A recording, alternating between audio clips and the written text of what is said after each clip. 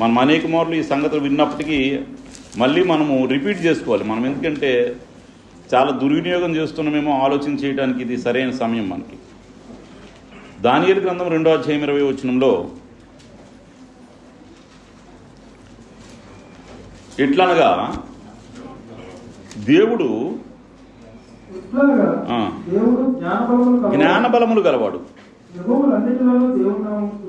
యుగములన్నిటిలో కూడా దేవుడి నామం స్తుతినందును గాక. కాలములు సమయములు మార్చే శక్తి గలవాడు మన దేవుడు. కాలాలని సమయాల్ని మార్చగలవాడు దేవుడు, అక్కడే మార్చగలడు. కాలములు సమయములను మార్చువాడునై ఉండి ఎవరైనా రాజులను త్రోసివేయాలంటే దేవుడే త్రోసివేయాలి, నియమించాలంటే దేవుడే నియమించాలి. వివేకులకు వివేకమును, జ్ఞానులకు జ్ఞానమును అనుగ్రహించేవాడనై ఉన్నాడు. మీరు జ్ఞానుల వలె, మనం దేవుని గూర్చిన జ్ఞానం కలిగిన వారు అయితే ఏం చేసుకోవాలి? మనం సమయాన్ని సద్వినియోగం చేసుకోవాలి. అన్ని కాలాల్లో దేవుడు, అద్వితీయుడే దేవుడు, కాలాన్ని తన స్వాధీనంలో ఉంచుకున్నాడు. ఆ కాలాన్ని మనకి కొలిచిస్తున్నాడు. నీకింత కాలం కాబట్టి నీకు ఇచ్చిన కాలాన్ని, ప్రతి మనిషికి ఒకే కాలాన్ని, ఒకే పరిమితిని దేవుడి పట్ల ఒక్కొక్క మనిషికి ఒక్కొక్క కాల పరిమితి ఇస్తున్నాడు. కాబట్టి నాకు ఇచ్చిన కాల పరిమితి నేను వినియోగించుకోవాలి, మీకు ఇచ్చిన కాల పరిమితిని మీరు వినియోగించాలి. ప్రతి ఒక్కరు మా కాలాన్ని వినియోగించుకోవాలి, దుర్వినియోగం చేయకూడదు. అపొస్తలుల కార్యగ్రంథంలో 17వ అధ్యాయం 24వ వచనంలో ఏమైనా ఉంటుందంటే, అపొస్తలుల కార్యాలు 17వ అధ్యాయం 24వ వచనం.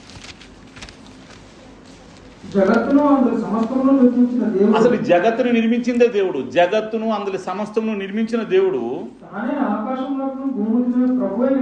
తానే ప్రభు అయి ఉన్నందున నివసింపడు. ఆయన అందరికీ జీవమును ఊపిరిని సమస్తమును దయచేయవాడు కనుక తనకు ఏదైనా పొందినట్టు మనుషుల చేతుల్లో సేవపడేవాడు కాదు. ఆయన అందరికీ జీవమును ఊపిరిని దయచేవాడు. ఊపిరి అంటే ప్రాణాన్ని దయచేసేవాడు. ఒక ప్రాణి సజీవంగా ఉండాలంటే దేవుని కృప ఉండాలి. భూమి మీద మనం ప్రాణంతో ఉండాలంటే ఏముండాలి? దేవుడు నీకు ప్రాణం ఇస్తేనే ప్రాణంతో ఉండగలం మనం. జీవమును ఊపిరిని దయచేసే దేవుడు మనం.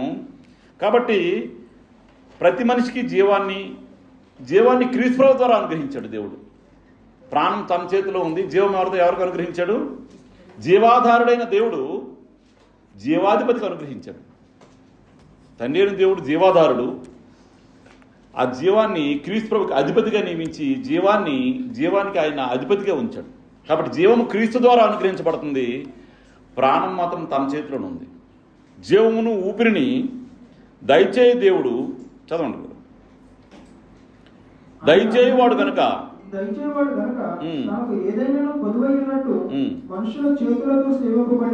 కాడు. భూమి మీద కాపురములకు ఆయన ఒకరినోడు ప్రతి జాతి మనుషులను సృష్టించి వారు ఒకవేళ దేవునికి తడుగులాడు కనుగొందురేమో. ఈ భూమి మీద ప్రతి జాతి మనుషుడు, ఈ భూమి మీద పుట్టే ప్రతి మనిషి కూడా తన్ను వెతుకు నిమిత్తము నిర్ణయ కాలాన్ని నిర్ణయించాడు. నీకు ఒక నిర్ణయ కాలం ఉంది, నాకు ఒక నిర్ణయ కాలం ఉంది. నిర్ణయ కాలములను నివాస స్థలముల యొక్క పొలిమేరలను ఏర్పరచు. నిర్ణయ కాలాన్ని ఏర్పరిచింది దేవుడు. ఆయన సకల యుగాల్లో నిర్ణయ కాలాలు దేవుని చేతిలో, అంటే దేవుని కంట్రోల్లో ఉన్నాయి. దేవుని చేతిలో ఉన్నట్టు దేవుని కంట్రోల్ ఉన్నాయి. కాలం అనేది దేవుని కంట్రోల్లో ఉంది. మనం ఒక గంట పెంచలేం, గంట తగ్గించలేం. సమయం దేవుని చేతిలో ఉంది. ఒక చనిపోయే మనిషిని ఒక గంట బతికించలేం, ఒక గంట ముందు తీసేయలేం. ప్రాణం దేవుని చేతిలో ఉంది. జీవము క్రీస్తువుకు అప్పగించాడు దేవుడు. కాబట్టి నిర్ణయ కాలములు దేవుని చేతిలో ఉన్నాయి, దేవుని కంట్రోల్లో ఉన్నాయి. కాబట్టి సమయం ఎంత విలువైందంటే దేవుడు నాకు ఇచ్చే సమయము దేవునికే తెలుసు. అవి తెలుసుకుంటే మీ పని కాదు, దేవునికి తెలిసి నీకు ఎంత సమయం ఇచ్చారో. నీకు ఇచ్చిన సమయాన్ని, మనకిచ్చిన సమయాన్ని మనం ఏం చేసుకోవాలంటే సద్వినియోగం చేసుకోవాలి. సద్వినియోగం చేసుకోకపోతే కాలం ఎంత విలువైందో, ఎవరి చేతి ఇవ్వబడ్డదో మనం చూస్తున్నాం. కాలాన్ని దుర్వినియోగం చేసుకుంటే వచ్చే పరిణామం ఏంటో చూద్దాం. సద్వినియోగం చేసుకుంటే కలిగే మేలేంటో చూద్దాం. 3 విషయాలు ఆలోచన చేద్దాం. కాలం ఎంత విలువైందంటే దేవుడి చేత అనుగ్రహించబడ్డది కాలం. నిన్ను పుట్టించింది దేవుడు, నీకు ఆయుష్నిచ్చింది దేవుడు, నీ ప్రాణం దేవుని చేతిలో ఉంది, కాలాలు దేవుని వశంలో ఉన్నాయి.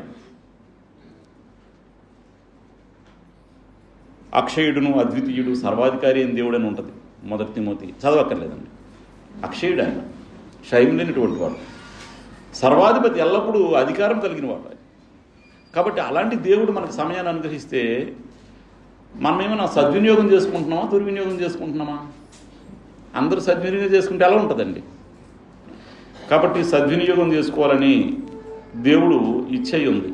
1 యోహాను పత్రికలో 5వ అధ్యాయం 10వ వచనం చూసినట్లయితే, 1 యోహాను పత్రిక 5వ అధ్యాయం 10వ వచనం. దేవుని కుమారుని యందు విశ్వాసం ఉంచువాడు, దేవుని కుమారుని యందు విశ్వాసం ఉంచువాడే తనలోనే ఈ సాక్ష్యం కలిగి ఉన్నాడు. దేవుని నమ్మని వాడు ఆయన తన కుమారుని నుంచి ఇచ్చిన సాక్ష్యమును నమ్మలేదు కనుక అతడు దేవుని అబద్ధికునిగా చేసినవాడు. 1 యోహాను పత్రిక 5:10 అండి. ఆ సాక్ష్యం ఏమనగా దేవుడు మనకి నిత్య జీవమును దయచేస్తున్నాడు. ఈ జీవము ఆయన కుమారుని యందు ఉన్నది. ఆ జీవం క్రీస్తు ప్రభువు ఉంది. నిత్య జీవాన్ని దేవుడు అనుగ్రహిస్తున్నాడు. ఎవరి ద్వారా అనుగ్రహిస్తున్నాడు? ఆయన కుమారుని ద్వారా అనుగ్రహిస్తున్నాడు. దేవుని కుమారుని అంగీకరించేవాడు జీవము గలవాడు. దేవుని కుమారుని ఎవరైతే అంగీకరిస్తారో వాడు జీవము కలిగిన వాడు. దేవుని కుమారుని అంగీకరించిన వాడు జీవము లేనివాడు. దేవుని కుమారుని అంగీకరించిన వాడు జీవము లేనివాడు. దేవుడు ఊపిరిని ప్రాణాన్ని మనకి ఇస్తూ ఉంటే క్రీస్తు ప్రభు జీవాన్ని ఇస్తున్నాడు. మన ప్రాణం బ్రతుకుండాలంటే, మన శరీరం బ్రతుకుండాలంటే ప్రాణం ఉండాలి. మన ఆత్మ బ్రతుకుండాలంటే జీవం ఉండాలి. మన శరీరానికి ప్రాణం ఎంత ముఖ్యమో మన ఆత్మకి జీవం అంతే ముఖ్యం. తన కుమారుని విశ్వసించేవాడు నిత్య జీవం గలవాడు, విశ్వసింపనివాడు జీవం లేనివాడు. ఆఖరి వచ్చిన చదవండి. దేవుని కుమారుని అంగీకరింపని వాడు జీవం లేనివాడు. కాబట్టి క్రీస్తు ప్రభువుని అంగీకరించిన మనము, జీవం కలిగి ఉన్న మనము, ఆ సమయాన్ని సద్వినియోగం చేసుకోకపోతే ఎంత ప్రమాదం ఒకసారి ఆలోచించేది. నిత్య జీవం కావాలని వచ్చిన మనము సమయాన్ని సద్వినియోగం చేసుకోవాలి. దేవుడితో క్రీస్తు ప్రభువు ఆదాం చేసిన పాపాన్ని బట్టి దైవ మానవ సంబంధాలు తెగిపోయి, దేవుడితో మనకు తెగిపోయిన సంబంధాన్ని క్రీస్తు ప్రభు ద్వారా మళ్ళీ సంబంధం కలిపేటట్టు చేశాడు దేవుడు.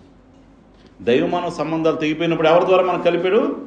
క్రీస్తు ప్రభు ద్వారా మళ్ళీ ఆ సంబంధాన్ని కలిపి దానికి సజీవమైన సంబంధంగా, జీవం అంటే దేవునితో సజీవమైన సంబంధంగా ఉండటానికి క్రీస్తు ప్రభువును మనం విశ్వసించాం. మన జీవం సజీవంగా ఉండాలంటే మనం కాలాన్ని సద్వినియోగం చేసుకోవాలి. సజీవులుగా ఒక చోట ఏమైనా ఉంటుందంటే ఆ సజీవులకే దేవుడు అంటున్నాడు. కాబట్టి సజీవులుగా మనం ఉండాలంటే క్రీస్తుతో దేవుడు మనకి, క్రీస్తు ప్రభు ద్వారా దేవుడితో కలిపిన సంబంధాన్ని మనం సజీవంగా కొనసాగించాలి. అందుకని ఈ సమయాన్ని వినియోగించుకోవాలి.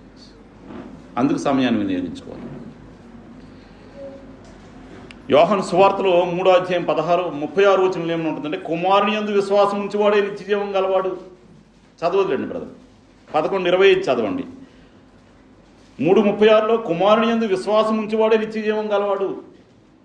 కుమారుని యందు విశ్వాసం ఉంచని వాడు జీవము లేనివాడు. 11:25 చదవండి అక్కడే. యోహాను సువార్త 11:25. పునరుద్ధానము నేనే, జీవము నేనే. నా యందు విశ్వాసం ఉంచేవాడు చనిపోయినను. నా యందు విశ్వాసం ఉంటే నువ్వు భౌతికంగా చనిపోయినా కూడా నువ్వు బ్రతుకుతావు. నువ్వు ఆత్మీయంగా నీకు చావలేదు. నా యందు విశ్వాసం ఉంటే నువ్వు బ్రతుకుతూనే ఉంటావు ఎల్లప్పుడూ. దేవుడు తన పోలిక చెప్పున తన స్వరూపంలో నిర్మించాడు మానవుని. దేవుని ఆత్మకి ఎలాగైతే నాశనం లేదు, అక్షయుడు మానవుడు కూడాను క్షయం లేని వాడుగా యుగయుగాలు ఉండాలంటే దేవుని కుమారుని యందు విశ్వాసం ఉంచాలి. నా యందు విశ్వాసం ఉంచేవాడు నిత్య జీవము గలవాడు. చనిపోయిన బ్రతుకును,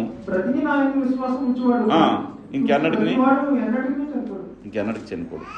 కాబట్టి విశ్వాసం ఉంచితే నిత్య జీవం ఉంటుంది. ఆ విశ్వాసం ఉంచితే దేవుని ఉగ్రతను తప్పించబడతాం. ఒక విశ్వాసం ఉంచలేదనుకోండి దేవుని ఉగ్రతకి గురవుతాం. అది దేవుని ఉగ్రతకి గురవుతాం. మన ప్రాణము దేవుని వశము. మన ప్రాణం దేవుని వశం. క్రీస్తు ప్రభువునందు విశ్వాసం ఉంచడం వలన జీవాన్ని పొందుతాం. మన ప్రాణాలు మాత్రం దేవుని వశంలో ఉన్నాయి. దానియేలు గ్రంథం 5వ అధ్యాయం 23వ వచనం. దానియేలు గ్రంథం 5వ అధ్యాయం 23వ వచనం. బెల్షస్సరు అతని కుమారుడు నీవు అక్కడ ముందు జరిగిన సంగతి అంతా ఎరిగి ఉండి కూడా నెబుకద్నెజరుకి ఏమైందో నీకు తెలుసు కదా. ఆ ఎరిగి కూడాను నీ మనస్సును అణుచుకోలేదు. ఎవ్వరు కూడా పరలోకంలో ఉన్న ప్రభువు మీద హెచ్చించుకోకూడదండి. అది చాలా ప్రమాదకరం. అన్ని విషయాలు ఎరిగి కూడా మనం ఏమన్నా మన మనస్సును మనం అణుచుకోవాలి, హెచ్చించుకోకూడదు. హెచ్చించుకుంటువి ఎట్లనగా నీవును నీ అధిపతులను నీ రాణులను నీ ఉపమత్తులను దేవుని ఆలయ సంబంధము ఉపకరణముల్లో ద్రాక్షరసం పోసి త్రాగవలనని వాటిని తెచ్చి ఉంచుకొని వాటితో త్రాగుచు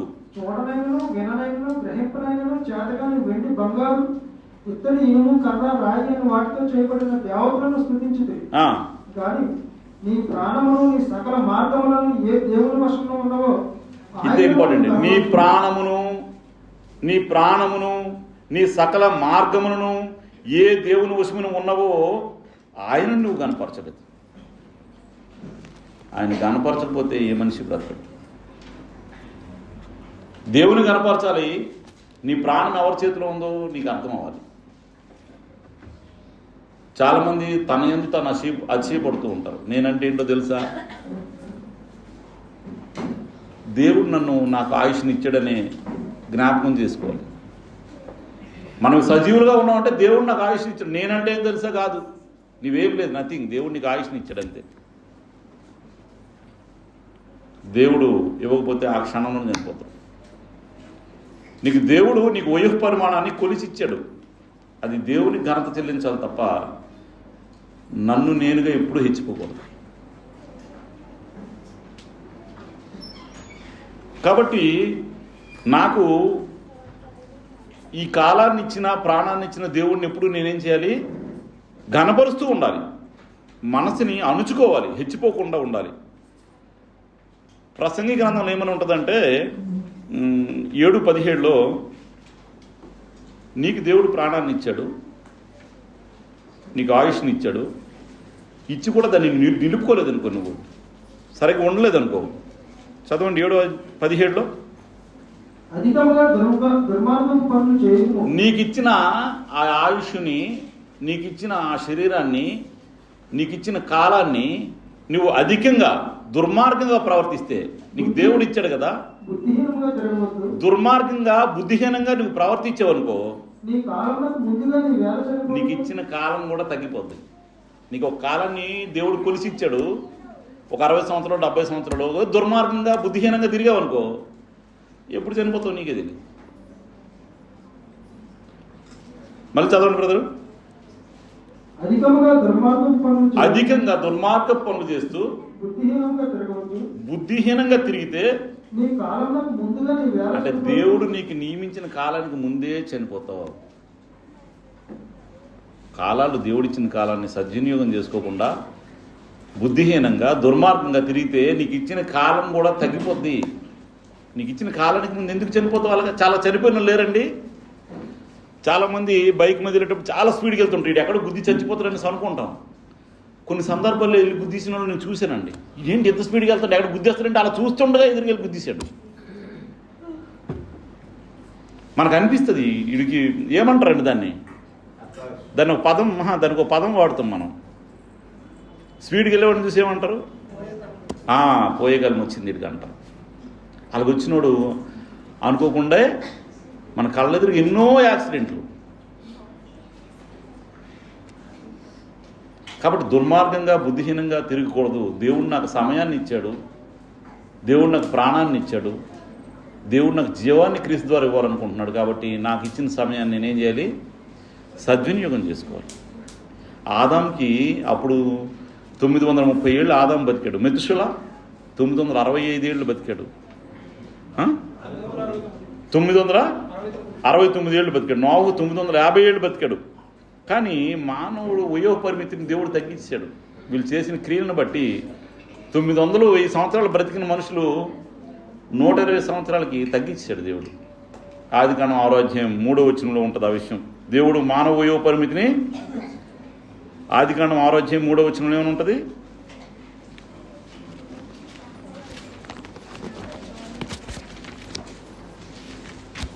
ఇప్పుడు నా ఆత్మ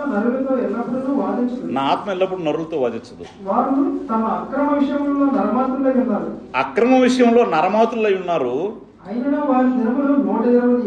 వారు అక్రమాలు చేస్తున్నారు కాబట్టి వాళ్ళ దినాలు 120 సంవత్సరాలు తగ్గి, ఒకవేళ ఇప్పుడే 900 సంవత్సరాలు బ్రతికే వయసు ఉందనుకోండి, మనకి 900 పైబడి బ్రతికే వయసు ఉందనుకోండి, చర్చికి రమ్మంటే ఎవరిని వస్తారండి? ఇప్పుడు 50-60 సంవత్సరాల్లో 30 సంవత్సరాల్లో రమ్మంటే ఎవరిని వస్తారా?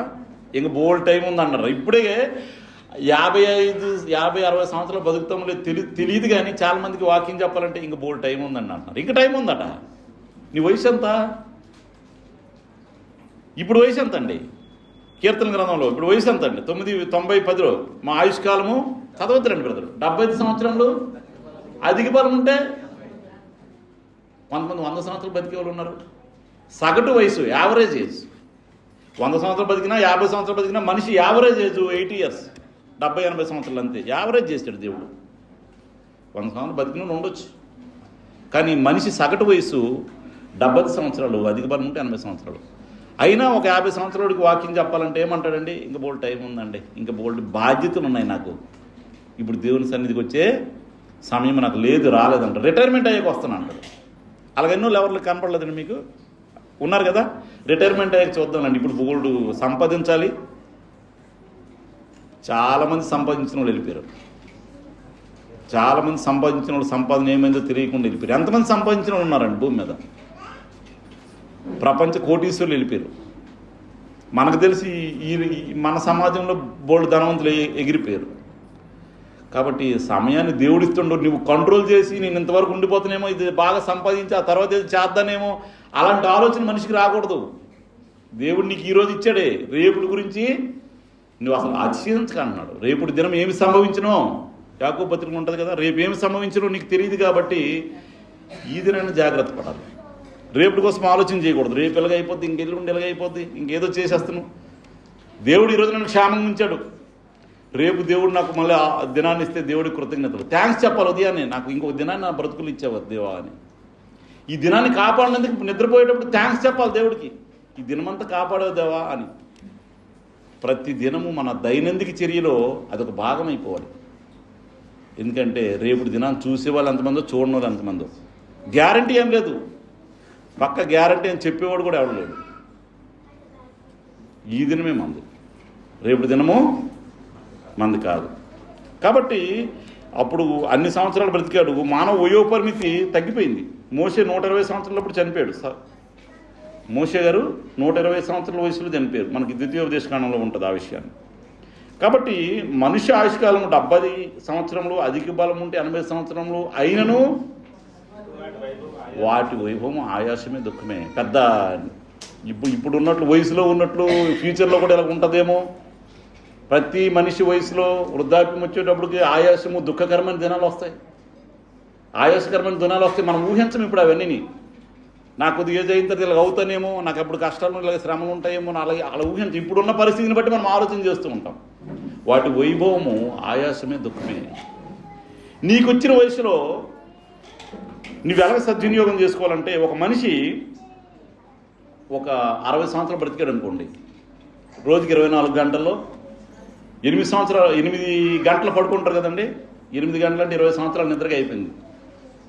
8 సంవత్సరాల డ్యూటీ, 8 గంటల డ్యూటీ. 8 గంటల డ్యూటీ అంటే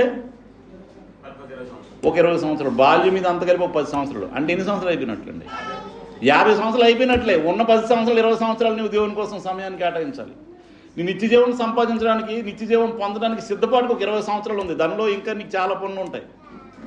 అంటే దేవుడిచ్చిన ఆయుష్లో నువ్వు ఎన్ని సంవత్సరాలు దేవునికి కేటాయిస్తున్నావు క్యాలిక్యులేషన్ చేసుకోండి. బాగా మ్యాథ్స్ తెలిసిన వాళ్ళు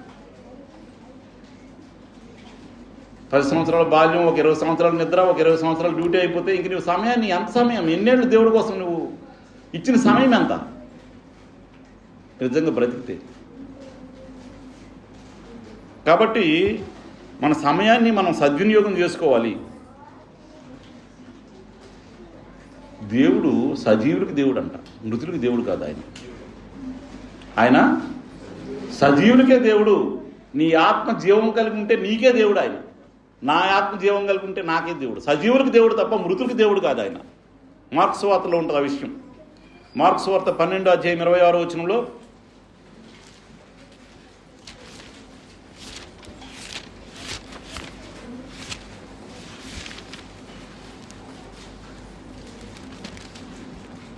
వారు దేశంలోని మృతులను గురించిన సంగతి మోషే గ్రంథమందలి ప్రజల గురించిన భాగంలో మీరు చదవలేదా? ఆ భాగంలో దేవుడు నేను అబ్రహాము దేవుడును, ఇస్సాకు దేవుడును, యాకోబు దేవుడునని అతనితో చెప్పాడు.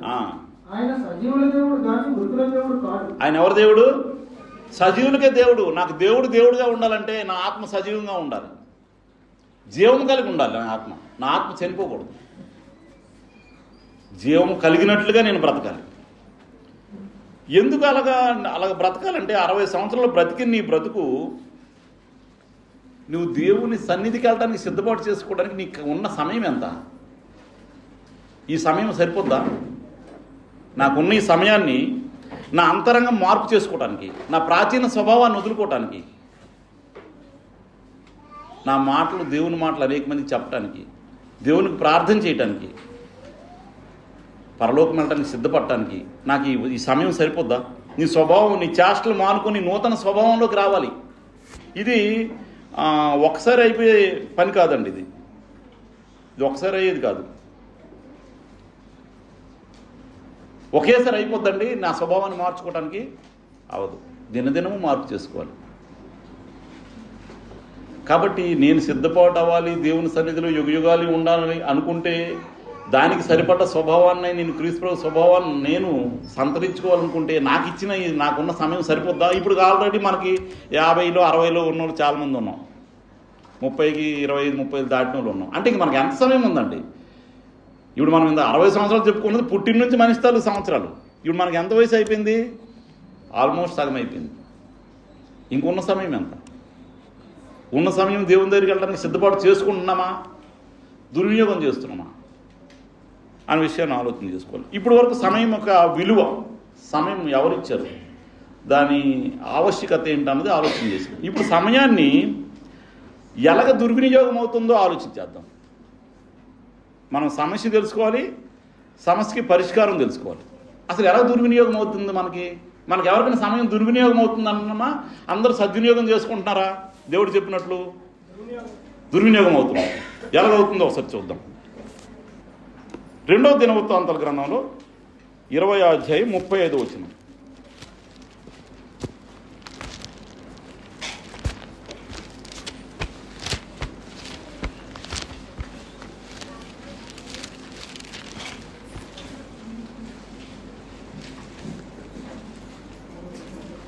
20వ అధ్యాయం అండి, 35వ వచనం. 2వ దినవృత్తాంతం 375 పేజీ నంబర్. ఇది అయిన తర్వాత యెహోషాపాతు మిక్కిలి దుర్మార్గంగా ప్రవర్తించిన ఇశ్రాయేలు రాజైన అహజ్యాతో స్నేహం చేశాడు. తర్షీషునకు పోలైన వాడలను చేయకపోవాలని యెహోషాపాతు అతనితో స్నేహం చేయగా వారు ఇసంకే పేరులో ఆ వాడలను చేయించారు. అప్పుడు మారేషా వాడను దోదావాహు కుమారుడు నాకు ఎలియాజరు, నీవు అహజ్యాతో స్నేహం చేసుకుంటే కనుక యెహోవా నీ పనులను భంగము చేయనని యెహోషాపాతు మీద ప్రవచనం ఒకటి చెప్పాను. ఆ వాడలు తర్షీషునకు వెళ్ళదాలకుండా బద్దలైపోయాడు. ఏంటంటే ఇలాగైపోయింది. ఒక బిజినెస్ చేయడానికి అతనితో స్నేహం చేశాడు. యెహోషాపాతు చాలా భక్తిపరుడు అండి. యెహోషాపాతు చాలా భక్తిపరుడు, దేవుని యందు భయభక్తులు కలిగిన వాడు. దుర్మార్గముగా ప్రవర్తించిన అహజ్యాతో స్నేహం చేశాడట. ఎవరితో? అహజ్యాతో. ఆడు దుర్మార్గుడు, నువ్వు భక్తిపరుడు. స్నేహం ఎవరితో చేసావు? దుర్మార్గుడితో చేసావు. ఎందుకు చేశారట? ఓడలు చేసుకోవటానికట. ఓడలు చేపించుకొని బిజినెస్ చేద్దామని అంటే అతనితో స్నేహం చేసి ఓడలు చేయించాడు. ఎంత సమయం వెచ్చించి ఉంటాడండి. ఓడలని అయిపోయిన తర్వాత ఏమయ్యాడు, ఓడలు తర్షీషునకు వెళ్ళజాలకుండా నీ సమయం అంతా వేస్ట్ అయిపోద్ది. నీ స్నేహము దేని గురించి నువ్వు స్నేహం చేసావో ఆ స్నేహము నీ జీవాన్ని నింపుకోవడానికి కాకపోతే ఒక దుర్మార్గుతో స్నేహం చేస్తే నీ బిజినెస్ పోయిందండి. బిజినెస్ ఓడలు చేసేటప్పుడు నీ ఓడలు ఏమైపోయాయి, నీ కాలం అంతా దుర్వినియోగం అయిపోయిందా లేదండి. చెడ్డ సహవాసం తెలియకుండా చేస్తే, ఎవరితో స్నేహం చేయాలో ఆ స్నేహం కరెక్ట్ చేయలేదనుకోండి, టైం వేస్ట్ అయిపోతుంది. భక్తిహీనులతో నువ్వు స్నేహం చేస్తే నీ సమయం దుర్వినియోగం అయిపోతుంది. బిజినెస్ కోసమో ఇంకొక దానికోసమో విశ్వాసులతోనే స్నేహం. మరి ఎలాగండి లోకంలో బ్రతకాలి? ఎంతవరకు బ్రతకాలి అంతవరకే బ్రతకాలి. తామరాకు మీద నీటి బుట్ల నీకు ఆ పని అంతవరకే. ఎక్కువ స్నేహం ఉండకూడదు లోకస్తులతో, దేవుని ఎరగని వారితో, జీవం గురించి ఆలోచన లేని వారితో. నువ్వు జీవాన్ని పొందవలసిన వాడు, నిత్య జీవం వెళ్ళాల్సిన వాడు. ఇప్పుడు లోకం శాశ్వతం అంటే నీకు ఇచ్చిన ఆయుష్ 70-80 సంవత్సరాలు. ఇప్పుడు ఇది శాశ్వతం అనుకుంటే నువ్వు ఎవరితోనో తిరిగి సంపాదించుకొని ఇది పెర్మనెంట్ చేసుకోవటానికి 70-80 సంవత్సరాల జీవితం, తర్వాత ఖచ్చితంగా వెళ్ళిపోవలసిందే. కాబట్టి నిత్య జీవాన్ని పొందడానికి ఆలోచన చేసి నువ్వు ఎవరితో స్నేహం చేసినా ఎంతవరకు చేయాలి అంతవరకు చేయాలి. దుర్మార్గుడని తెలిసి స్నేహం చేసావనుకో, ఎక్కువగా ఉన్నావనుకో, నీ బిజినెస్ ఏమవుద్ది? ఓడలు చేయించారట, ఓడలు చేయించుకుని వ్యాపారం చేద్దామని ఓడలు బద్దలైపోయి. కాలం సమయం ఎవరి చేతిలో ఉన్నాయి? దేవుని చేతిలో ఉన్నాయి. నీ ప్లాన్లు ఏమీ చల్లవు. నువ్వు దేవుని పక్షంగా ఉన్నావనుకో నీకు జీవాన్ని ఇస్తాడు, ఇక్కడ క్షేమాన్ని ఇస్తాడు. దేవుని పక్షంగా లేవనుకో ఇక్కడ క్షేమం ఉండదు, అక్కడ జీవం ఉండదు.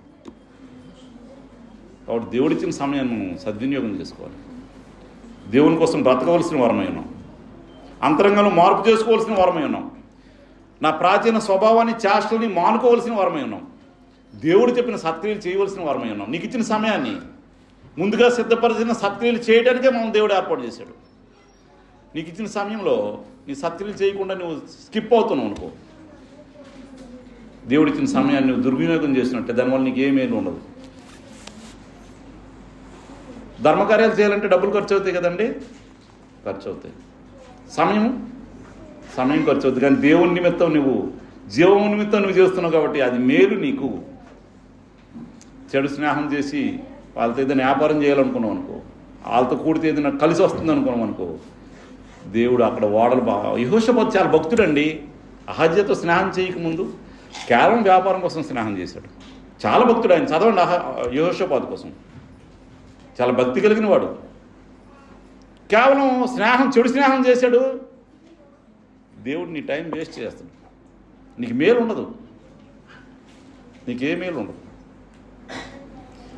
కాబట్టి సమయం దుర్వినియోగం అయిపోతే నీకు మంచి మాటలు రావు. దుర్వినియోగం అయిపోయింది అనుకోండి, నీకు ప్రార్థన ఉండదు, మంచి కార్యాలు చేయలేవు. ఏం చేయాలంటే అలాంటి స్నేహము అలాంటి పరిస్థితుల్లో నీకు దాపురించినప్పుడు ముందే నువ్వు గమనించి కట్ చేసేయాలి. ముందే కట్ చేసేయాలి. పెరిగిన తర్వాత కట్ చేయలేరండి. చాప కింద నీళ్ళ అలా నీ జీవితంలో ప్రవేశించిన తర్వాత నువ్వు కట్ చేయలేవు దాన్ని. స్టార్టింగ్లో నీకు అర్థమవుద్ది. విశ్వాసం లేని దుష్ట హృదయం నాలో ఉందేమో ఒకసారి చూసుకోవాలి. ఇదేంటి ఈ మధ్య ఇలాగ నా ప్రవర్తన ఉంది, విశ్వాసం తగ్గుతుందేంటి, నా భక్తి జీవితం పెరగట్లేదేంటి? తెలియదండి ఎవరికి. ఎవరిదాలో తెలుస్తుందో తెలీదా? ఖచ్చితంగా తెలుస్తుంది. నాలో ఏదో మార్పు వచ్చింది, విశ్వాస సంబంధం లేని క్రియలు ఏమో నాకు చోటు చేసుకున్నాయి, నేను మారాలని చెప్పేసి అప్పుడే ఆ దుష్ట స్నేహాన్ని నువ్వు కట్ చేసుకుంటే నువ్వు మళ్ళీ విశ్వాసగా దిగుతావు. కట్ చేసుకోకుండా దాంట్లో కొనసాగితే నీకు ఏ మేలు ఉండదు, ఇక్కడ మేలు ఉండదు, అక్కడ జీవం ఉండదు. అపొస్తలుల కార్యాలు 14:15 ఏముంటుందంటే వ్యర్థమైన వాటిని అనుసరిస్తే సమయం వృధా అవుతుంది. అపొస్తలుల కార్యాలు 14:15.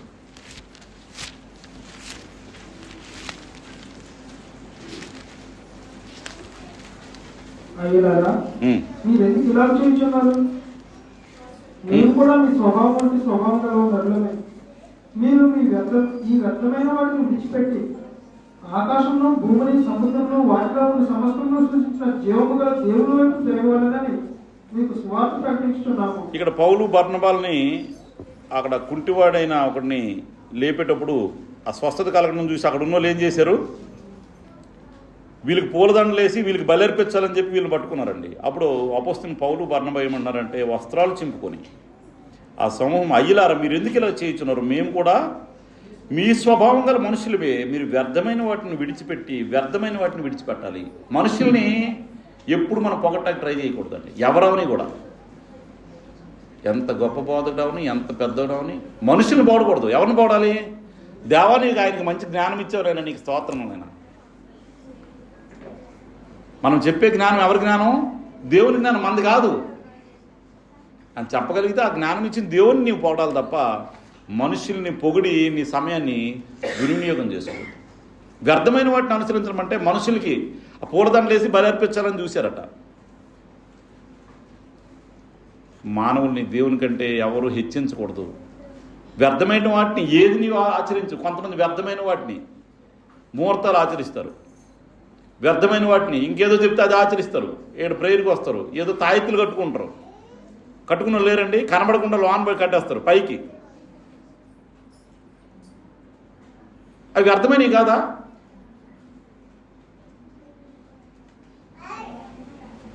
ఎవరు ఈ మధ్య నేను తాయెత్తులు కట్టుకోవడం చూస్తే తీసుకెళ్లారండి కట్టించుకున్నాను. ఈ 2-3 రోజుల క్రితమే చూశాను. అది వ్యర్థమైనవి తెలిసి కూడా నువ్వు ఆచరిస్తున్నావు అంటే నీ సమయం ఏమవుతుంది? దుర్వినియోగం అవుతుందా లేదండి? దుర్వినియోగం అవుతుంది, సమయం వేస్ట్ అవుతుంది. నీకు అది వ్యర్థమైందని నీకు తెలియాలి. వ్యర్థమైన వాడిని అనుసరించకూడదు. మూడవదిగా కొరింథీయులకు రాసిన మొదటి పత్రికలో 15:33 ఏమని ఉంటుందంటే, కొరింథీయులకు రాసిన మొదటి పత్రిక 3:13 15:33 15:33 మోసపోకుడి, దుష్ట సాంగత్యము మంచి నడవడిని చెరుపును, నీతి ప్రవర్తన గలవారని మేల్కొని పాపము చేయకుడి, దేవుని గురించిన జ్ఞానము కొందరికి లేదు. చాలండి. మోసపోకుడి, దుష్ట సాంగత్యం మంచి నడవడి. నువ్వు మంచోడివే, కానీ నువ్వు ఎవరికి మోసం చేస్తున్నావు? మోసంతో దుష్ట సాంగత్యం చేస్తే ఎవరికి మోసం చేస్తున్నావు? నువ్వే మోసం చేసుకుంటున్నావు, జీవాన్ని కోల్పోతున్నావు నువ్వు. మోసపోకుడి. దుష్ట సాంగత్యం అంటే కలిసి భుజం మీద భుజం వేసుకొని చెయ్యేసుకొని తిరగడం కాదండి. ఇవిల్ కమ్యూనికేషన్ అంటే నీకు ఫోన్ ద్వారా అయినా, ఇప్పుడు సోషల్ మీడియా ద్వారా, అది కూడాను దుష్ట సాంగత్యమే. కొందరు అలా సెల్ చూసుకొని ఏవేవో చూస్తుంటారు, అది దుష్ట సాంగత్యం కాదండి. దానివల్ల నాకేమైనా మేలు ఉంటుందా? Evil communication. ఎవరు ఫోన్ ద్వారా నీకు ఏదో చెడ్డ విషయాలు చెప్పారు, అది చెప్తుంటే నీకు ఆనందంగా ఉంది, దానివల్ల నీకేమైనా మేలా? సమయం వేస్ట్ అవ్వట్లేదా? సమయం దుర్వినియోగం అవ్వట్లేదా? కాబట్టి దుష్ట సాంగత్యం అనేది ఏ రకంగా అయినా కూడా నీకు ప్రమాదమే. నువ్వేమనుకుంటున్నావు అంటే ఎవరికి తెలియకుండా నేను భలే మెయింటైన్ చేస్తున్నాను, మేనేజ్ చేస్తున్నాను అనుకుంటున్నావు, కానీ మోసపోకు. అది నీకే మోసం. ఎవరికి మోసం? అది నీకు నువ్వు మోసం చేసుకుంటున్నావు.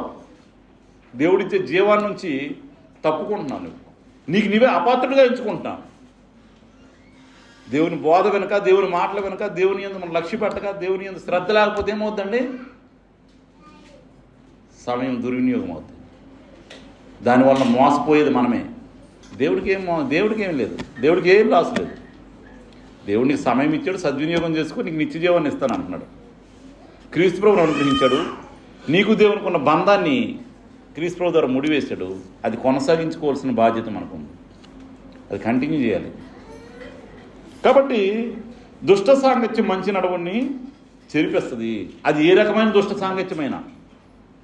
అలా సీరియల్స్ చూస్తూ ఉన్నారనుకోండి, ఆ సాంగత్యం మంచిదండి? అలా సీరియల్స్ చూస్తున్నారు, ఏం నేర్చుకుంటాం మనం?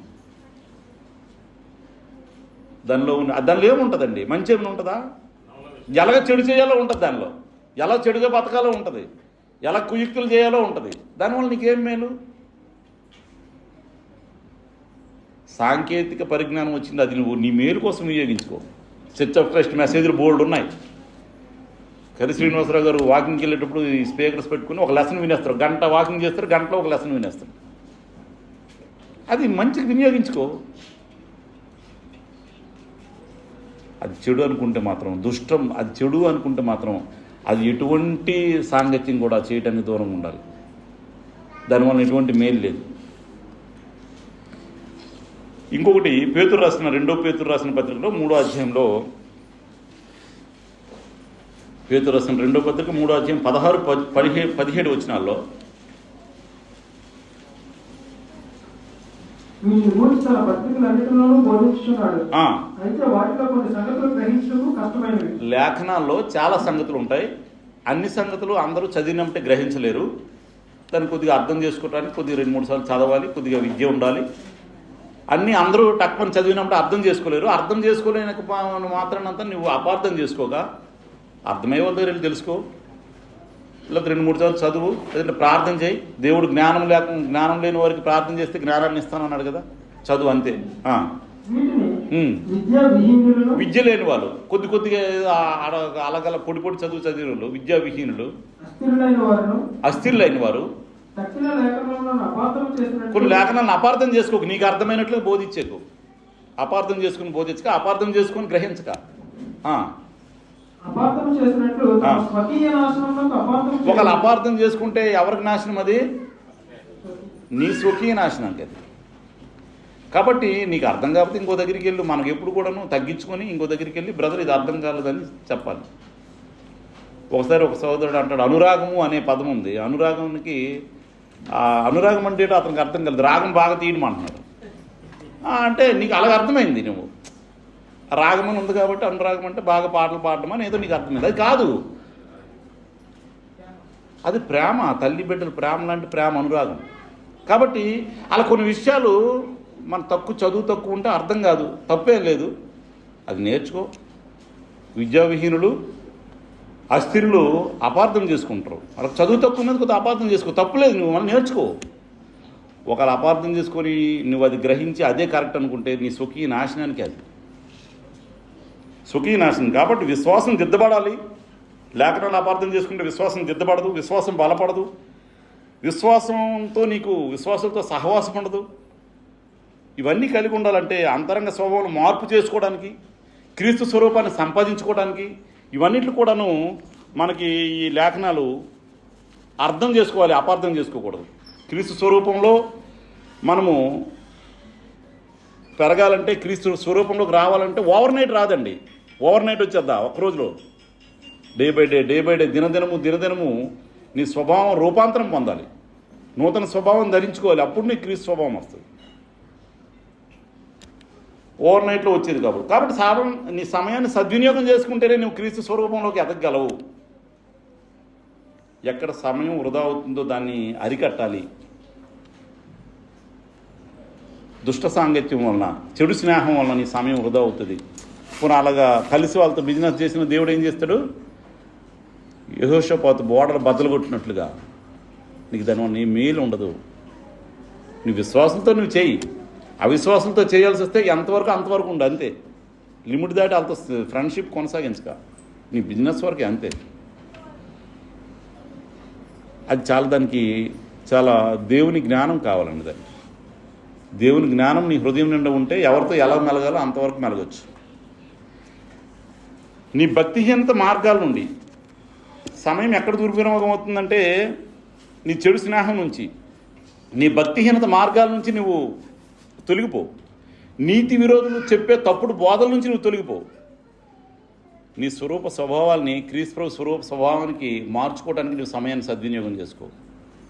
నా స్వభావం ఎలాగ ఉంది, నేను ఒకరోజు క్రీస్తు లాంటి స్వభావంలోకి ఎదగాలి. ఎదిగితేనే నిత్యజీవం. ఇలాగ మనం ఎంత సమయం సద్వినియోగం చేసుకోకుండా దుర్వినియోగం చేసినా దాని మేలు లేదు, ఉపయోగం లేదు, నిత్యజీవం ఉండదు. క్రీస్తు కలిగిన ఆ స్వభావం మనం కూడా కలగాలని దేవుడు కోరుతున్నాడు. కాబట్టి జీవం క్రీస్తుకు అప్పగించి ఊపిరిని తన స్వాధీనంలో ఉంచుకొని కొలత ప్రకారంగా దేవుడు మనకు సమయాన్ని ఇస్తున్నాడు, కొలత ఇస్తున్నాడు. నీ ఆయుష్ ఎంత అప్పటికి కొలత ఇస్తున్నాడు దేవుడు.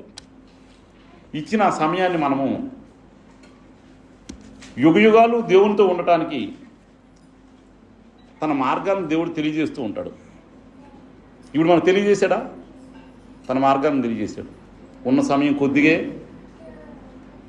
నేను సమయం సద్వినియోగం చేసుకొని క్రీస్తు స్వభావంలోకి ఎదగాలి అని తన మార్గాన్ని తెలియజేస్తూ ఉంటాడు. తెలియజేసేటప్పుడు ఆ మనిషి మార్చుకోవడానికి ఆలోచన కలిగి ఉండాలి, ఇష్టపూర్వకంగా మార్చుకోవడానికి ఆలోచన కలిగి ఉండాలి. దుర్మార్గంగా భక్తిహీనతగా ప్రవర్తించి దేవుడిచ్చిన ఆయుష్కు ముందే చనిపోయే పరిస్థితులు మన జీవితాల్లో ఉండకూడదు. చాలామందిని చూస్తూ ఉన్నాం. దుర్మార్గ పనులు చేయకూడదు, భక్తిహీనతగా ప్రవర్తించకూడదు, బుద్ధిహీనతగా ప్రవర్తించకూడదు. మరి ఏం చేయాలి? మనం సమయాన్ని సద్వినియోగం చేసుకుని నిత్యజీవం పొందాలంటే మనం ఏం చేయాలి? ఇప్పుడు అపోస్తలుడైన పౌలు చెప్తున్నాడు కొరింథీయులకు రాసిన మొదటి పత్రికలో 9వ అధ్యాయం 24 నుంచి చూసినట్లయితే, కొరింథీయులకు రాసిన మొదటి పత్రిక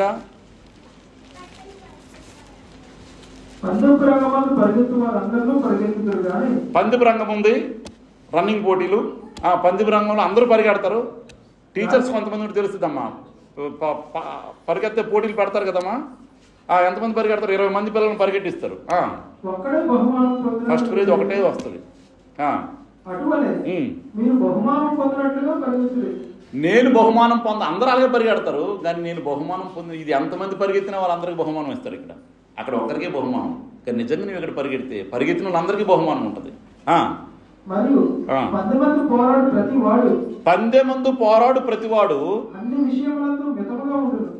అన్ని విషయాలు మితంగా ఉండాలట. అన్ని విషయాల్లో కూడా నీ తిండిలో మితంగా ఉండాలి, నీ భోజనంలో మితంగా ఉండాలి, నీ మాటల్లో మితంగా ఉండాలి, నీ పనుల్లో మితంగా ఉండాలి, నీ సహవాసం మితంగా ఉండాలి. అన్ని మితంగా ఉండాలి, లిమిట్గా, రిజర్వ్డ్గా ఉండాలి. అన్యుల్లాగా మనం అన్ని చేయకూడదండి.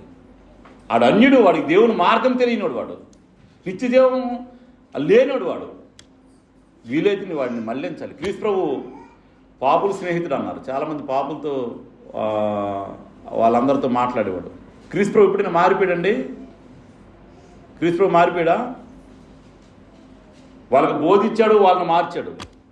నువ్వు అంత బలంగా ఉండగలిగితే వారితో స్నేహం చేయి, బలంగా లేకపోతే స్నేహం అంత కట్ చేయి. నీ నిత్య జీవన కోల్పోయే స్నేహం వాడితో మనకెందుకు? మితంగా ఉండాలి, అన్ని విషయాలు మితంగా ఉండాలి. భోజనం విషయంలో కూడా మితంగా ఉండాలి, మాట్లాడే విషయంలో మితంగా ఉండాలి, స్నేహం విషయంలో మితంగా ఉండాలి, అన్ని విషయాలు మితంగా ఉండాలట. ఎందుకంటే నీకు ఆ బహుమానం కావాలంటే మితంగా ఉంటేనే బహుమానం. ఇవి రన్నింగ్ పోటీలకు వెళ్ళేవాడికి శుభ్రంగా మొత్తం 3 పూటల బిర్యానీ తినేసి పరిగెత్తగలడమ్మా? పరిగెత్తగలడు? ఫస్ట్ ప్రైజ్ వస్తుందా వాడికి? రాదు. వాడికి కదలలేడు, ఇంకేం పరిగెడతాడు? మితంగా ఉంటేనే బహుమానం పొందేవాళ్ళ పరిగెత్తగలవు. అన్ని విషయాలు మితంగా ఉండాలి. మనమైతే క్షయం లేని యుగాలు ఉండే అక్షయమైన కిరీటాన్ని పొందడానికి మితముగా ఉన్నాం. కాబట్టి గురి కలిగిన వాడిగా మనం ఉండాలి. నేను బహుమానం పొందడానికి నాకు గురి ఉండాలి. గురి కలిగిన వాడిగా, గురి చూడని వాని వాళ్ళ పరిగెత్తవాడిని కాను, గురి కలిగిన వాడిగా ఉండాలి మనం. గాలి కొట్టినట్లు నేను పోట్లాడలేదు, కానీ ఇతరులకు ప్రకటించిన తర్వాత శరీరాన్ని నలగొట్టి లోబరుచుకున్నట్ట అపోస్తలుడైన పౌలు. శరీర సంబంధమైన కోరికలను నలగొట్టి లోబరుచుకున్నాడట. నా శరీరం నేను చెప్పినట్టే వినాలి, దేవుడు చెప్పినట్టు నా శరీరం వినాలి అని లోబరుచుకున్నాడట. అనేక ప్రకటించిన తర్వాత నేను భ్రష్టుడినైపోతున్నామో అంటే స్వార్థకులకే కాదండి ఇది. నువ్వు క్రైస్తవుడు అని నీ పక్కలకు తెలుసా? నువ్వు క్రైస్తవుడు అని నీ స్నేహితుడికి తెలుసా? నీ ప్రవర్తన బట్టి వాళ్ళు దేవుని మహింపరిచి దేవునిలోకి రావాలి. నువ్వు సరిగ్గా ప్రవర్తించుకోండి, వీళ్ళు ఇంతేనరా అంటారు. నీకెక్కడ బహుమానం వస్తుంది? స్వార్థకులుగా కాదండి ఇది. ఒక క్రైస్తవుడుగా నువ్వు ముద్రయ్యపడ్డావు, సొసైటీలో క్రీస్తు సంఘంగా ముద్రయ్యపడ్డావు. నీ ప్రతి ప్రవర్తన ప్రతి చోట నిన్ను చూస్తూనే ఉంటారు, గమనిస్తూనే ఉంటారు. కాబట్టి నీ ప్రవర్తన బట్టి నువ్వు నిత్యజీవాన్ని, నీ సమయాన్ని దుర్వినియోగం చేసుకున్నావు. నీ చెడు స్నేహితుడు ఆడితో తిరిగావనుకో, ఇక్కడ అంతేనరా అలాంటి చర్చికి వెళ్తారు, ఇక్కడ మనతో తిరుగుతారు, మామూలే అని అనుకోడా లోపల. ఆ ఇన్నర్ ఫీలింగ్ ఏమైనా ఉంటుందండి. అలాగ అంటారు, కానీ మనం పిలిస్తే వచ్చేస్తారు, ఏం పర్లేదు. టైం అయ్యేసరికి నువ్వు ఎక్కడ ఉండాలి అక్కడ ఉండాలి. శనివారం నిన్న మా ఆవిడకి ఫోన్ చేసి నాకు అన్నాడు, ఇప్పుడు ఎక్కడ ఉన్నావు? చర్చిలో నిన్న? చర్చిలో ఉండాలి, ఆ టైంకి ప్రార్థన కదా. అప్పుడు బుధవారం ప్రార్థన టైంలో బుధవారం ఇక్కడ ఉండాలి. మర్చిపోయి ఎక్కడ ఉన్నామని ఆలోచిస్తే ప్రార్థనకి వెళ్ళిపోవాలి. అక్కడే ఉంటారు, ఇంకెక్కడ ఉండరు. వేరే దగ్గర ఉండటానికి వీల్లేదు. ఆ సమయంలో సద్వినియోగం చేసుకునే వాళ్ళ పరిస్థితి అది. ఏ సమయంలో ఎక్కడ ఉండాలో అక్కడే ఉండాలండి. సద్వినియోగం చేసుకోవాలి. నా శరీరాన్ని నలగొట్టుకుని లోపరుచుకోవాలి దేవుడికి ఇష్టమైనట్లుగా. ఫిలిప్పీలకు రాసిన పత్రికలో 3:12 వచనం చూసినట్లయితే,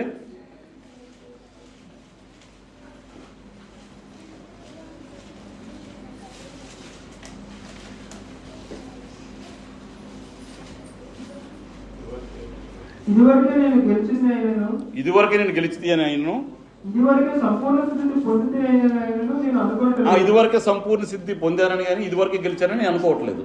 నేను దేని నిమిత్తము క్రీస్తు యేసు చేత పట్టబడుతున్నో, దేని నిమిత్తము క్రీస్తు యేసు చేత పట్టబడితేనో దానిని పట్టుకున్న వాళ్ళని పరిగెత్తుతున్నాను. ఈ దేనికోసం మనం వచ్చాము దీనిలోకి? లోక సహవాసం కోసం వచ్చామా? సమయం దుర్వినియోగం చేయడానికి ఇక్కడికి వచ్చామా? దేనికోసం వచ్చామండి ఇక్కడికి? బాప్తిసం తీసుకున్నప్పుడు దేనికోసం వచ్చామని మనము చెప్పి బాప్తిసం తీసుకుంటామండి. ప్రభు క్రీస్తే నాకు ప్రభు, ఆయన ఏలి కింద నేను జీవిస్తాను, ఆ పరలోకాన్ని పొందుతాను, అంతవరకు నేను ఈ విశ్వాసంలో కొనసాగుతానని నువ్వు ఒట్టే ప్రమాణం చేసి కదా బాప్తిసం పొందావు. మరి దేన్ని పట్టుకోవాలో అది ఆ గురి వద్దకు వెళ్ళాలి కదా. చదవండి బ్రదర్. దాన్ని పట్టుకోవాలి. దేని నిమిత్తం మీదకి వచ్చామో అది మనకు అది మనం పొందే వరకు కూడా మనము వెనక్కి తిరగకూడదు. సహోదరులారా, ఇదివరకే నాకు అది సాధ్యమైపోయింది అనుకోను, కానీ ఒకటి చేస్తున్నట. వెనుక అయిపోయింది. ఇప్పుడు ఈ రోజు కూడా నేను చెప్తున్నా, వెనుక జరిగిపోయింది, గత జరిగిపోయింది, వదిలేద్దాం. ముందున్న నా జీవం కోసం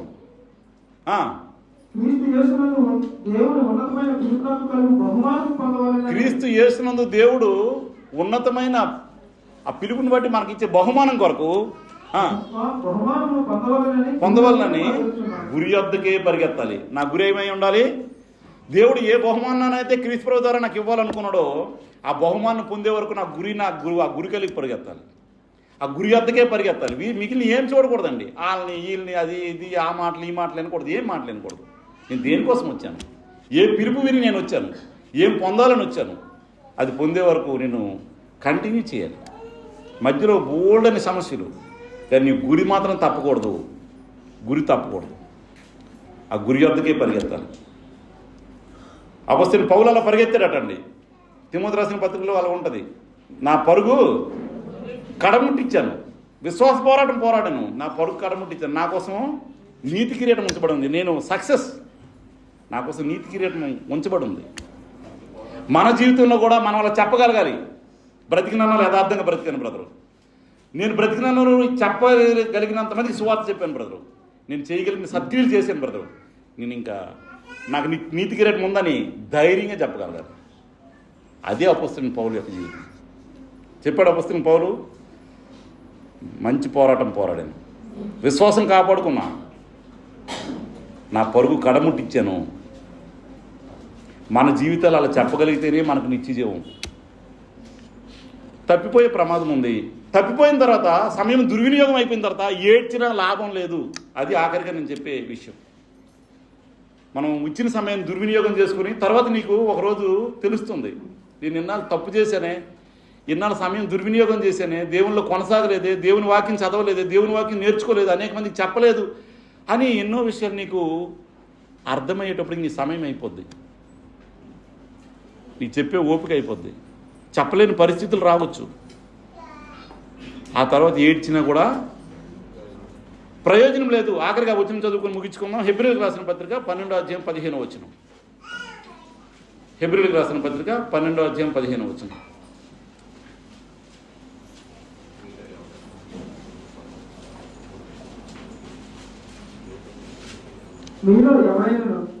మీలో ఎవడైనా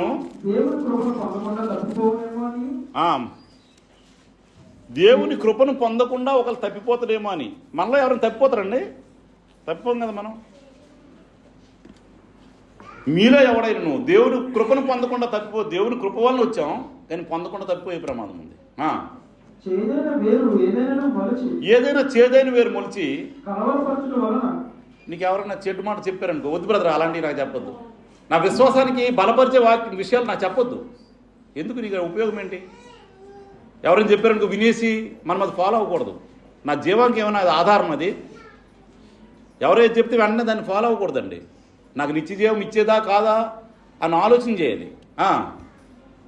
చేదైన వేరు మొలిచి అనేకులను కలవరపరచడం వలన అనేకులు అపవిత్రులేమో అది అపవిత్రులు అయిపోయే ప్రమాదం ఉంది. ఒక పూట కూటి కొరకు తన జ్యేష్ఠత్వం కొరకు అమ్మివేసిన ఏశావు వంటి భ్రష్టుడైనను ఆ రోజు ఒక పూట కూడు వద్దని చెప్తే అడికి ఎలా ఉంటుందండి? ఆకలితో ఉన్నాడు, పూట కూడు తింటం మానే నీ జ్యేష్ఠత్వం విలువైందంటే అడికి అర్థమవుద్దా? అర్థం కాకే అమ్మేశాడు. ఆ రోజుకి అర్థం కాలేదు, అర్థమయ్యే సమయం వచ్చింది. ఆశీర్వాదాలు పోయాయని తెలుసుకున్న తర్వాత ఏడ్చారట. ఆ రోజు ఆ కూరతో తినేయాలనిపించింది. తినేటప్పుడు కంట్రోల్ చేస్తే ఒప్పుకుంటాడండి? ఒప్పుకోడు. నీకేం తెలిసిన బాధ? నాకు ఎంత ఆకలిగా ఉందో తెలుసా? జ్యేష్ఠత్వపు యొక్క ఆశీర్వాదాన్ని ఆ రోజు అర్థం చేసుకోలేదు. అర్థమయ్యేటప్పటికి ఆశీర్వాదం పోయింది. చదవండి. ఒక పూట కూటి కొరకు తన జ్యేష్ఠత్వ హక్కునే అమ్మేశారట. నా జ్యేష్ఠత్వం తీసుకొని నా ముందు పెట్టే అన్నాడు ఆహారం. జ్యేష్ఠత్వ హక్కును అమ్మిని వేసిన ఏశావు వంటి భ్రష్టులైనను వ్యభిచారులైనను ఉందిరేమో అని చాలా జాగ్రత్తగా చూసుకోవాలి. ఏశావు తర్వాత ఆశీర్వాదం కోరి అర్థమైన తర్వాత ఏశావు తర్వాత ఆశీర్వాదం పొందగోరి నీకు 10 భోజనాలు పెట్టేస్తున్నావు, నాకు ఆశీర్వాదం ఇచ్చే 10 సార్లు పెడతానంటే ఇస్తాడండి? అర్థమైన తర్వాత ఆశీర్వాదం పోయిన తర్వాత అర్థమైన తర్వాత కన్నీళ్లు విడుచుతూ ఎంత కన్నీళ్లు విడిచి మళ్ళీ ఏడ్చినా కూడా శ్రద్ధతో వెతికినా కూడాను అయిపోయింది. నీకు ఇచ్చిన సమయం నువ్వు వినియోగించుకోలేదు, నీకు జ్యేష్ఠత్వాన్ని ఇచ్చే నువ్వు కాపాడుకోలేదు, అమ్మేశావు నువ్వు. మనకు దేవుడు రక్షణ అనుగ్రహించాడు. ఈ రక్షణలో నేను కొనసాగడానికి మనకు సమయాన్ని ఇస్తున్నాడు. ఈ సమయం దేవుడు చెప్పినట్లుగా మనం వినియోగించుకోకుండా ఆ కంప్యూటర్లోనో ఈ సెల్లల్లోనో ఈ స్నేహాలతోనో ఇలా సమయం వేస్ట్ చేసామనుకో సమయం అయిపోద్ది. నాకు అర్థమవుద్ది, నా సమయం వేస్ట్ చేసిన నాకు టైం వస్తుందండి. ఇప్పుడు మనసు ఇప్పుడు ఉన్న యాటిట్యూడ్ తర్వాత ఉండదు. ఇప్పుడున్న ఆలోచన విధానం మారుతుంది. నీకేదో శ్రమ వస్తుంది, అప్పుడు ఆలోచిస్తావు. సమయం అంతా ఎంత వేస్ట్ చేశానంటే నీకు సమయం మళ్ళీ రాదు. కాబట్టి దేవుడు సమయం ఇవ్వగానే సమయం దేవుడు ఇచ్చింది కాబట్టి దాన్ని దుర్వినియోగం చేస్తే ఉగ్రత వస్తుంది. దేవుడు ఇచ్చిన సమయాన్ని దేవుడికి నీవు ఉపయోగిస్తే జీవం వస్తుంది. సద్వినియోగం చేసుకుంటే నిత్య జీవం, దుర్వినియోగం చేసుకుంటే తర్వాత ఏడ్చిన లాభం ఉండదు. కాబట్టి దేవుడు మనకి ఎందుకు సమయం ఇచ్చాడు, ఆ సమయం ఎంత విలువైంది, దాన్ని దుర్వినియోగం చేసుకుంటే ఎలాంటి ప్రమాదం, సద్వినియోగం చేసుకుంటే ఎంత మేలైన విషయాలు మనందరం ఆలోచన చేసుకొని దేవుడు ఇచ్చిన సమయాన్ని దినములు చెడ్డవి కనుక సద్వినియోగం చేసుకుంటూ జ్ఞానుల వలె ప్రవర్తించాలని కోరుతూ ముగిస్తున్నాను. అందరికీ వందనాలండి.